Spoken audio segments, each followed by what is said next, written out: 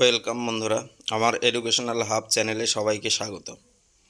এই মুহূর্তে কতগুলো গুরুত্বপূর্ণ প্রশ্ন যেগুলো তোমরা গত ভিডিওগুলোতে জিজ্ঞাসা করেছিলে, তাদের মধ্যে সিলেক্টেড 4টি প্রশ্নের উত্তর আজকে দিব।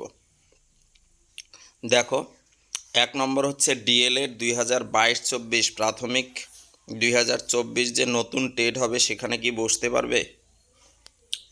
এটার উত্তর দিব। 2 নম্বর প্রশ্ন, অনেকেই জিজ্ঞাসা করেছিলে এই প্রশ্নটি, 5%দের কাউন্সেলিং কবে নাগাদ হতে পারে? এটা বলবো। ভালো খবর রয়েছে এই 5%দের জন্য। তারপর হচ্ছে নতুন ইন্টারভিউয়ে ভ্যাকেন্সি কত থাকতে পারে? তো নতুন যে ইন্টারভিউ রয়েছে ভ্যাকেন্সি কত থাকতে পারে, নতুন ইন্টারভিউয়ে ভ্যাকেন্সি কত রয়েছে সেটা নিয়ে শকিং নিউজের তোমরা আশা করতে পারো, হয়তোবা তোমরা বলতে পারো যে এটা হওয়ার কথা ছিল না, এরকম কিছু। তারপর দেখো, বিএড টেট পাস কিন্তু পরে ডিএলএড করেছি, এটাও অনেকে জিজ্ঞাসা করেছিলেন, আমরা ইন্টারভিউতে বসতে পারবো? তো এই প্রশ্নগুলো সাজানো রয়েছে, এই প্রশ্নগুলোর উত্তর ধরে ধরে আমরা দেওয়ার চেষ্টা করব। দেখো, প্রথম যে প্রশ্নটা রয়েছে, প্রশ্নটা হচ্ছে ডিএলএড 2022-24 প্রাথমিক টেট যে 2024 সালে হবে, যেটা ডিসেম্বর মাসেই হচ্ছে 2024 টেট, তো সেই টেটে কি 2022-24 যারা ডিএলএড করছো তারা কি বসতে পারবে? তো দেখো, এটার উপরে কয়েকটা বিষয় নির্ভর করছে। কি বিষয় নির্ভর করছে? প্রথম নির্ভর করছে হচ্ছে যে এই 2022-24 যে ডিএলএড সেশন রয়েছে তাদের সেকেন্ড ইয়ার ফাইনাল এক্সাম কবে নাগাদ হবে। তো ফাইনাল এক্সাম যদি হয়ে যায় টেট বিজ্ঞপ্তির আগে, তাহলে সম্ভবত তোমরা পরীক্ষায় বসতে পারবে। যদি ফাইনাল এক্সাম হয়ে যায়, না হলে কিন্তু তোমরা বসতে পারবে না, ঠিক আছে? 2 নম্বর প্রশ্ন কি রয়েছে, 5%দের আরেকটা ডিএলএড সংক্রান্ত। দেখো, ডিএলএড 2022-24 একটা গুরুত্বপূর্ণ নোটিফিকেশন পাবলিশড হয়েছে। তো সেই নোটিফিকেশনটায় ছিল কি, যে ইন্টারনাল মার্ক এন্ট্রি করতে বলা হয়েছে, সাবমিট করতে বলা হয়েছে অনলাইনে। সমস্ত যে ডিএলএড ইনস্টিটিউটগুলো রয়েছে তাদেরকে 21 সেপ্টেম্বরের মধ্যে তারা ইন্টারনাল মার্ক সাবমিট করবে। তো ইন্টারনাল মার্ক সাবমিট করার পরেই তোমাদের হয়তোবা ফাইনাল যে এক্সাম রয়েছে পার্ট 2 এর তার নোটিফিকেশান আসবে, ঠিক আছে?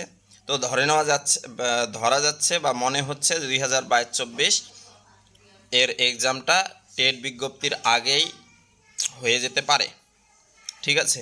এবার 2 নম্বর প্রশ্ন, 5%দের কাউন্সেলিং কবে নাগাদ হতে পারে? তো 5%দের জন্য গুরুত্বপূর্ণ নিউজ হচ্ছে এটা, যে 5%দের কাউন্সেলিং নোটিশ এই সপ্তাহের শেষে বা পরের সপ্তাহের প্রথমেই বেরিয়ে যাচ্ছে।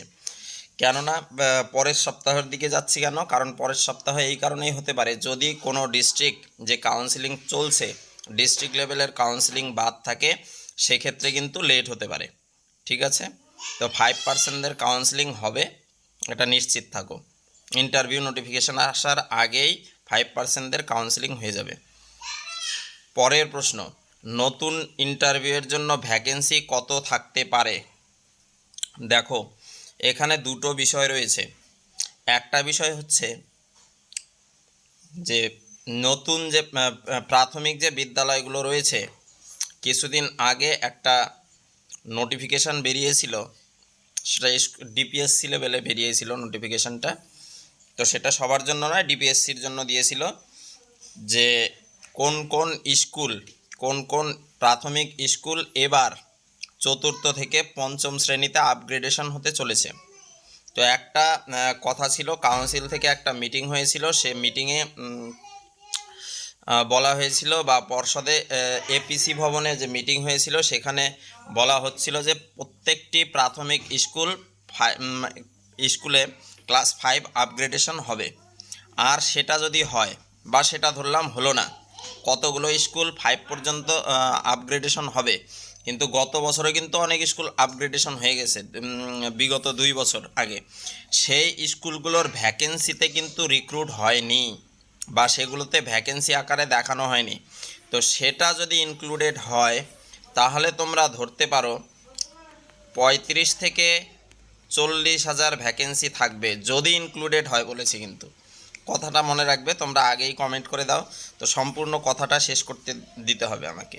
যে 35 থেকে 40,000 কখন থাকতে পারে, যখন হচ্ছে নতুন যে আপগ্রেডের কথা বলা হয়েছে সেই স্কুলগুলো এবং আগে যে আপগ্রেড হয়ে গেছে অলরেডি সেই স্কুলগুলোর ভ্যাকেন্সিগুলোকেও যদি অ্যাড করা হয় তাহলে ভ্যাকেন্সি দাঁড়াবে 35 থেকে 40,000।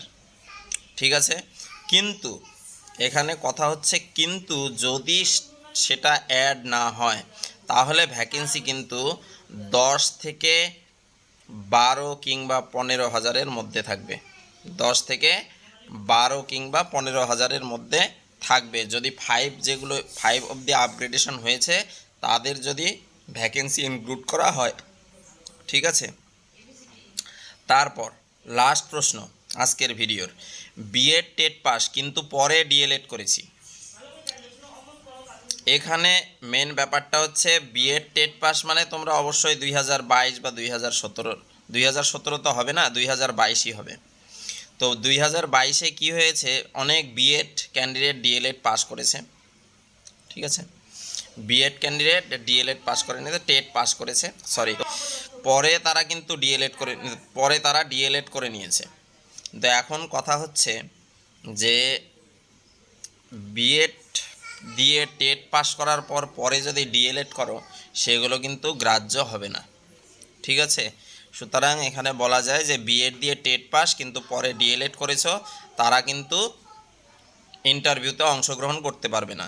তাদের জন্য কি করতে হবে, আবার নতুন করে ডিএলএড কমপ্লিট হলে টেটে এক্সামে বসে কোয়ালিফাই করলে তবেই গ্রাহ্য। আবার আরেকটা বিষয় রয়েছে, অনেকের বিএড ডিএলএড দুটোই ছিল, তারা 2022 টেট পাস করেছে, তারা কিন্তু বসতে পারবে ডিএলএড দেখিয়ে। ঠিক আছে, তো এই ছিল ভিডিওটা। আর ভিডিওর নিচে অবশ্যই কমেন্ট করে জানিও পরবর্তী ভিডিও কী সম্পর্কে তোমরা জানতে চাও, কী তথ্য জানতে চাও, সেই সম্বন্ধে জানিয়ে দেওয়া হবে। তো এই ধরনের ভিডিও পেতে অবশ্যই চ্যানেলটাকে সাবস্ক্রাইব করে দিও এবং পাশে থাকা বেল আইকন